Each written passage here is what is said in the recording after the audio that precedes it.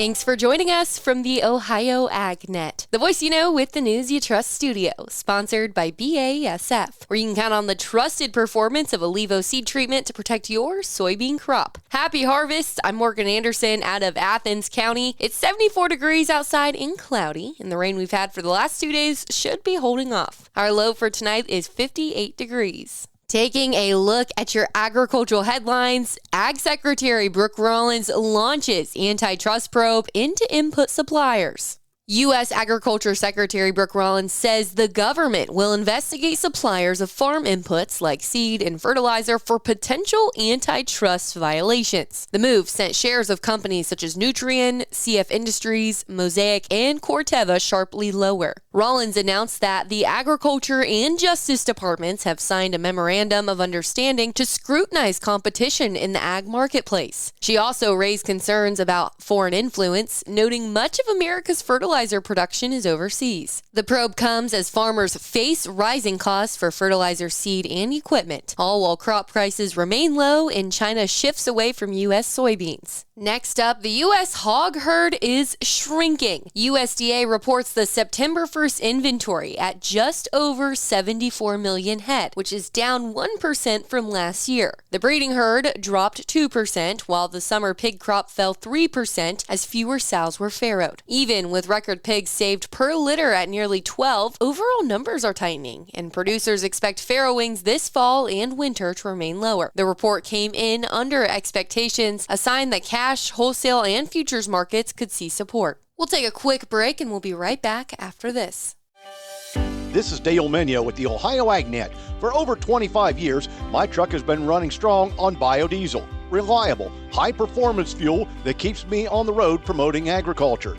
Every gallon helps power Ohio's economy, protect our environment, and support our hardworking soybean farmers. The best part? It works in any diesel engine. No modifications needed. Take it from me. Choose biodiesel and drive with purpose. Learn how at soyohio.org.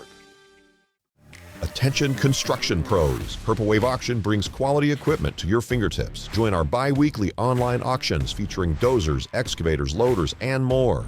We provide detailed listings, photos, and seller contact info. Inspect online or in person. With our no reserve policy, every item sells to the highest bidder. Visit purplewave.com today and see why informed builders choose Purple Wave. Transparent processes, real deals. Your next great purchase awaits. purplewave.com.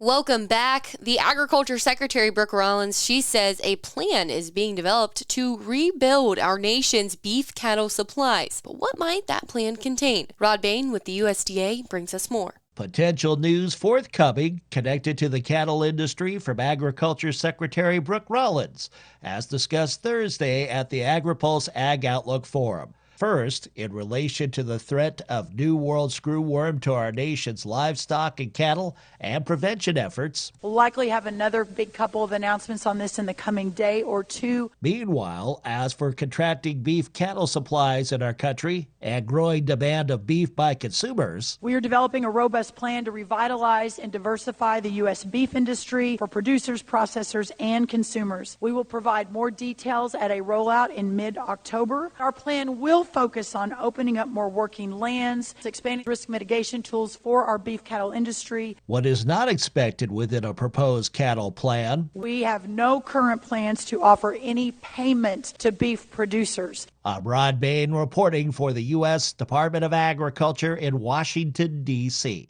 Thanks, Rod. Before we get to the markets, let's take a look at our afternoon weather update from meteorologist Ryan Martin, brought to us by Seed Consultants. Simply better performance. Online at seedconsultants.com. We turn out partly to mostly sunny this afternoon and then sunny, warm, and dry for the next couple of weeks. I'm Chief Meteorologist Ryan Martin with a look at that Ohio Ag weather update. I don't have any major changes for you. We are going to be precipitation-free through this weekend, through all of next week, and likely through a large part of the following week, the week of the 6th. I don't think we see any significant moisture trying to move in here until probably overnight, the 8th into the 9th, and even that I wouldn't want to call significant in too strong of a fashion. What that system does do late that week is open the door to cooler, drier air coming in across the Great Lakes. We'll zero in on that maybe sometime this upcoming week. I'm meteorologist Ryan Martin. Thanks, Ryan. Now let's recap how the markets closed, brought to us by Seed Consultants. Simply better performance online at seedconsultants.com. December corn down 3 3/4 at $4.22. March corn down 3 1/2 at $4.38 3/4. May corn down 3 1/4 at $4.48. November beans up 1 1/2 at $10.13 3/4. January beans up 1 3/4 at $10.33. March beans up 1 1/2 at $10.49. December wheat down 7 1/4 at $5.19 3/4. July wheat down 6 cents at $5.60 3/4. And September wheat down 5 3/4 at $5.74 even. October live cattle down 25 cents at $231.80. December live cattle unchanged at $234.30. October lean hogs up $1.40 at $101.50. December lean hogs up $242.5 at $91.05. November feeder calves up $225 at $354.47.5. And October class 3 milk up 8 cents at $16.80. Those were your afternoon closing markets and for the weekend. I'm Morgan Anderson. This is the Ohio AgNet.